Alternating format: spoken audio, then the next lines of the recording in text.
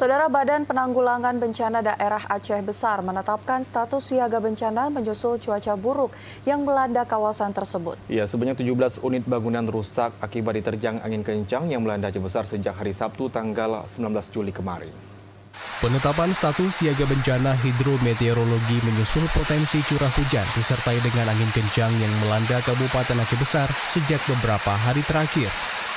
Menurut Kepala Pelaksana Badan Penanggulangan Bencana Daerah BPBD Aceh Besar, bencana ini telah berdampak luas bagi warga di wilayah ini. Angin kencang disertai hujan yang melanda wilayah Aceh Besar mengakibatkan kerusakan pada 13 rumah warga, 1 unit pesantren, 1 unit toko, serta usaha kafe. Bencana ini tersebar di 6 kecamatan, diantaranya Darul Imarah, Masjid Raya, Kecamatan Long, Pekanbadak, Sukamakmur, dan Kecamatan Lunga. Saat ini kita telah mendata tidak kurang dari 15 rumah warga yang terdampak angin kencang. Kemudian pohon tumbang juga terjadi 5 titik di wilayah Aceh Besar.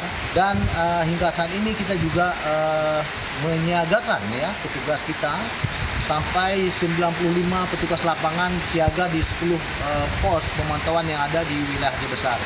Sementara itu, BPBD Aceh Besar telah menyiagakan seluruh personel yang tersebar di 10 posko di kabupaten ini. BPBD Aceh Besar juga telah berkoordinasi dengan instansi terkait guna mempercepat penanganan korban akibat angin kencang. Pihaknya juga menghimbau agar warga tetap waspada terhadap bencana hidrometeorologi yang berpotensi terjadi sewaktu-waktu. Dari Aceh Besar, Arman Konadi, TV Aceh melaporkan.